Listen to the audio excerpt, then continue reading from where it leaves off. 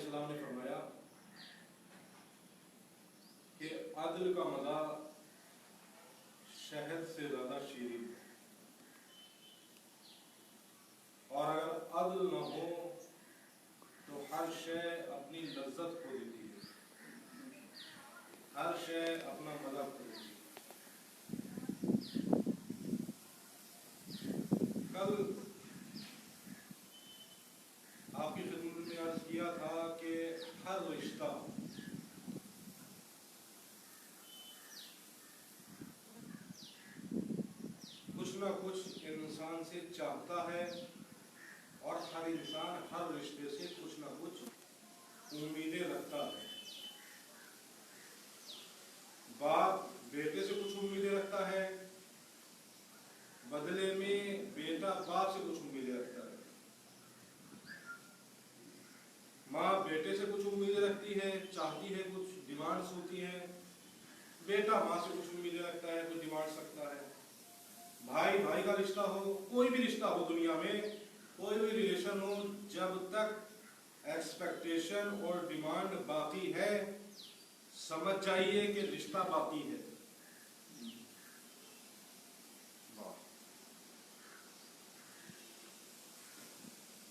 एक सड़क चलते हुए इंसान से आपको कोई भी उम्मीद नहीं है कोई एक्सपेक्टेशन नहीं है, किसी को भी कोई एक्सपेक्टेशन, कोई उम्मीद, कोई इंतजार किसी को उससे नहीं है। क्यों? इसलिए कि आपसे उसका ताल्लुक क्या है जो आप कोई उम्मीद रखेंगे। तो अगर देखना हो कि कोई रिश्ता बाकी है या नहीं, तो ये चेक कीजिए कि उस रिश्ते को आपसे और आपको उस रिश्ते से उम्मीदें बाकी है या नहीं। आप उस रिश्ते से क्या चाह रहे हैं, वो रिश्ता आपसे क्या चाह रहा है। अगर ये चाहना बाकी है तो समझ जाइए कि अभी रिश्ता बाकी है। अगर ये चाहना खत्म तो रिश्ता भी, ये उम्मीदें खत्म, तो जान लीजिए रिश्ता भी खत्म है। तो हमारा जो सबसे बड़ा रिश्ता है पूरी कौम का, वो है करबला के साथ। तो जब करबला के साथ हमारा दावा है कि हमारा रिश्ता है, तो हमें चेक करना पड़ेगा कि करबला से हमें क्या उम्मीदें हैं और करबला को हमसे क्या उम्मीदें हैं। अगर उम्मीदें मुतकाबिल हैं, यानी करबला को भी हमसे उम्मीद है और हमें भी करबला से उम्मीद है, तो समझिए रिश्ता दोनों तरफ से बाकी है। और अगर हमें तो करबला से उम्मीद हो मगर करबला हमसे मायूस हो गई हो, तो इसका मतलब यह है कि रिश्ता एक तरफा है और एक तरफा रिश्ते कभी नतीजे तक नहीं पहुंचते, कभी रिजल्ट नहीं देते। जब तक अब आपको गौर ये करना है कि अगर करबला से हमारा रिश्ता बाकी है तो सोचना तो पड़ेगा करबला हमसे क्या चाह रही है और हम करबला से क्या चाह रहे हैं।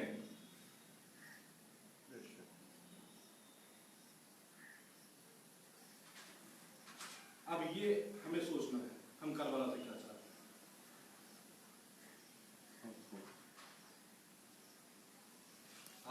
आप सोचिए आप क्या चाह रहे हैं करबला से, मैं क्या चाह रहा हूं करबला से। अभी तो हमें ये भी नहीं मालूम कि हम करबला से क्या चाह रहे हैं। उसके बाद की मंजिल ये है कि हम ये सोचे करबला हमसे क्या चाह रही है। पहले ये तो देखें हम करबला से क्या चाह रहे हैं। मैं अपनी बता रहा हूं, आप लोगों को भी हो सकता है उससे जुदा तजुर्बा हो। मतलब जब हम दुआ के लिए हाथ उठाते हैं, क्या मांगते हैं?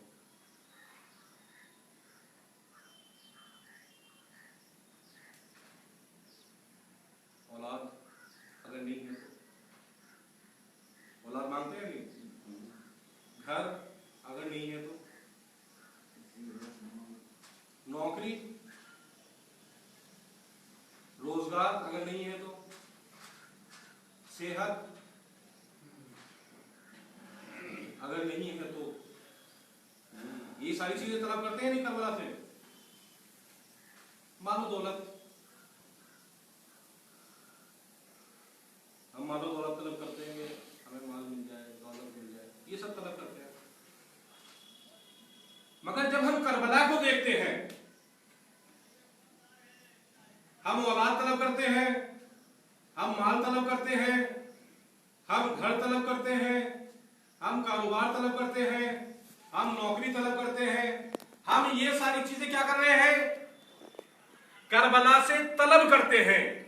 मगर जब हम करबला को देखते हैं और उस अजीम मंजिलत को करबला की देखते हैं, तो फिर ये जो हम मांग रहे हैं ये बिल्कुल ऐसा ही है। मिसाल दे रहा हूं, सिर्फ मिसाल दे रहा हूं, और जानता हूं कि ये मिसाल यानी जेब नहीं देती, मगर सिर्फ तफहीम मतलब के लिए, मतलब समझाने के लिए अपना।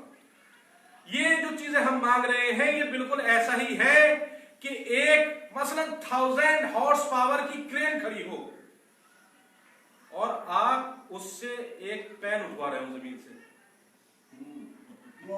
सुभान अल्लाह, सुभान अल्लाह, क्या कहने, वाह।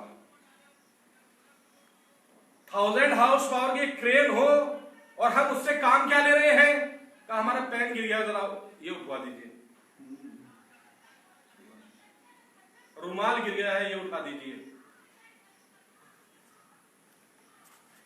ये क्या है? चाह तो हम रहे हैं इस क्रेन से कुछ, मगर ये चाहना जो हम चाह रहे हैं, ये जो हम चाह रहे हैं कि ये क्रेन हमारे लिए पेन उठा दे, ये रुमाल उठा दे, दर हकीकत खुद अपने ऊपर भी जुल्म है और उस क्रेन पर भी जुल्म है। अब हम सोचे कि हम करबला से क्या मांग रहे हैं? घर, औलाद, मालो दौलत, नौकरी, यही सारी चीजें तो मांग रहे हैं हम। सेहत, अल्लाह अकबर, सेहत। दर हकीकत हम करबला को समझे नहीं है। करबला में औलाद मांगी नहीं जाती है, औलाद लुटाई जाती है। माल मांगा नहीं जाता है, माल लुटाया जाता है। घर मांगा नहीं जाता है, घर लुटाया जाता है। नहीं, ये लुटाना लफ्ज ही अबस है, बेकार है। ये कहूं कि करबला एक इन्वेस्टमेंट हब है कि जहां पर आप औलाद इन्वेस्ट करते हैं, माल इन्वेस्ट करते हैं, घर इन्वेस्ट करते हैं। ध्यान रखें, हम क्या मांगते हैं? सेहत मांगते हैं। हुसैन करबला में आए हैं तो सेहत नहीं मांगी, बेटे के लिए बीमारी मांगी। क्या मांगा? नहीं, बीमारी मांगी नहीं, बेटे की सेहत को करबला में इन्वेस्ट कर दिया ताकि ये बीमारी कयामत तक आने वाली इंसानियत को शिफा देती रहे। सुभान अल्लाह, सुभान अल्लाह, क्या कहने, वाह वाह वाह। सोचे हम क्या मांग रहे हैं? दौलत। इमाम ज़ैनुल के लिए दुआ मांगी, बीमार हो जाए।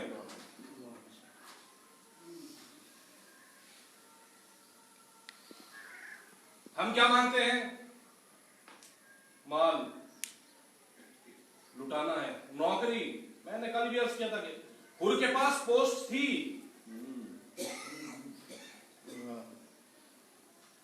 सरकारी नौकरी थी, छोड़ दी।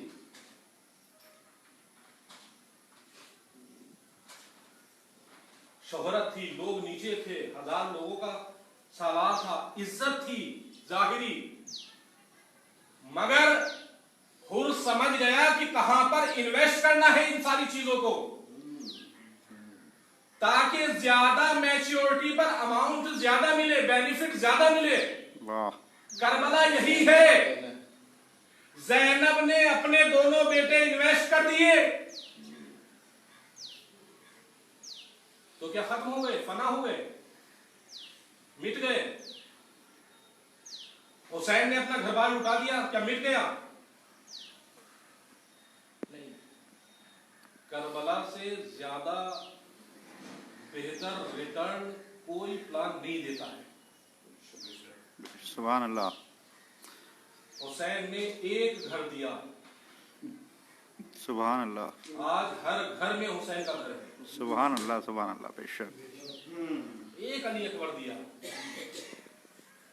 कितने अली अकबर? एक अली असगर दिया, कितने अली असगर?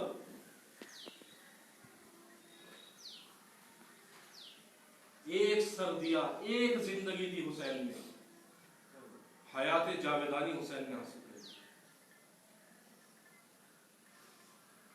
मेरे दोस्तों, करबला से अगर आप कुछ, मैं ये नहीं कह रहा हूँ कि आप ये दुआएं ना मांगे, बेटा ना मांगे, नौकरी ना मांगे, रोजगार ना मांगे, सेहत ना मांगे, अगर मांगने का तरीका बदलिए, सोच बदलिए, हाथ उठाइए, दुआ कीजिए, परवरदिगार मुझे औलाद अता फरमा ताकि हुसैन के काम आ सके, मुझे माल अता फरमा ताकि हुसैन के काम आ सके, करबला के काम आ सके। मौलाए कायनात ने भी कभी कोई दुआ नहीं मांगी, बेटे की दुआ मांगी है तो किस तरह मांगी है कि ऐसा बेटा अता फरमा कि जो करबला में हुसैन के काम आए। किसी शय की जरूरत कुछ नहीं है, मकसद देखिए किस लिए मांग रहे हैं आप, हुसैन के लिए। और यकीन जानिए कि जिसने अपना सब कुछ खुदा की बारगाह में लुटा दिया, अगर उसके लिए खुदा से कुछ मांगेंगे तो खुदा आपको मायूस नहीं। हुसैन ने अपना घर बार छोड़ दिया, चाहते तो मदीने में रह लेते हमारी तरह, जैसे हम रहते कि किसी से कोई मतलब नहीं, क्या हो रहा है उससे कोई मतलब नहीं है, जुल्म हो रहा है कोई मतलब नहीं है। मगर हुसैन हक के नुमाइंदे थे, मदीना छोड़ना गवारा किया। तारीख लिखती है कि हुसैन ने जब सामाने सफर इकट्ठा हो गया और वो शब आई कि जब हुसैन को निकलना है, तो तारीख लिखती है कि हुसैन रात के अंधेरे में अकेले घर से निकले और कहाँ पहुंचे, नाना के रोजे पर, नाना की कब्र के पास पहुंचे और जाकर कब्र से लिपट गए। कहा नाना अब मदीना रहने के काबिल नहीं रहा, नाना यही मदीना था, अरे जहाँ आपने मेरे नाज उठाए थे नाना, अब आपकी उम्मत मुझे मदीने में रहने नहीं देती, हुसैन जा रहा है नाना, आपकी कब्र का मुजाविर जा रहा है, अरे इजाजत दीजिए नाना, हुसैन अब लौट कर नहीं आएगा। तारीख लिखती है कि अब हुसैन वहां से उठ के जन्नतुल बक़िया आए, आकर भाई की कब्र से लिपट गए। कहा भैया आपका भाई हुसैन जा रहा है, ए भैया ये मेरा आखिरी दीदार है, अब इसके बाद मुझे आपकी कब्र पर आना नसीब नहीं होगा। और उसके बाद हुसैन, तारीख लिखती है कि नाना की कब्र पर हुसैन ऐसे गए कि जैसे किसी बादशाह के यहाँ कोई उसका नायब जा रहा हो, भाई की कब्र पर ऐसे गए जैसे कोई भाई जा रहा हो, मगर जैसे ही माँ की कब्र की तरफ हुसैन बढ़े ऐसे दौड़ कर गए जैसे कोई बच्चा अपनी माँ से मिलने जा रहा हो। अरे जाकर कब्र बतूल से अपने आप को लपेट लिया, अम्मा अरे आपका लाल जा रहा है, अम्मा अरे आखिरी रुखसत को हुसैन आया है, अम्मा मदीना रहने के काबिल न रहा। तारीख लिखती है अरे कब्र बतूल लर्जी आवाज आई मेरे लाल, अरे तू मदीना छोड़ेगा, बतूल भी अपनी कब्र छोड़ देगी, ए मेरे लाल, अरे तेरी खोख जली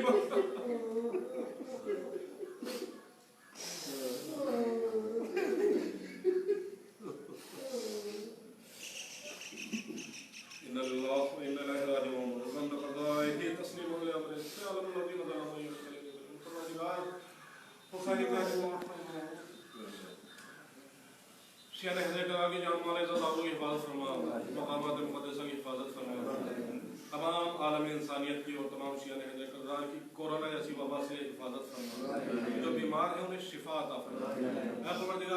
इस लॉकडाउन की वजह से, इस पैंडेमिक की वजह से जितने भी शिया ने के इक़्तिसादी हालात खराब हुए हैं, करीम रब अपने खजाने कुदरत से उनकी मुश्किलात को आसान फरमा, असबाब व वसाइल रिज़्क़ मुहैया फरमा, हमारे जवानों को अली अकबर के सदक़े में सलामत रखना, जो घर में औलाद है अली असगर बिन तुफ़ैल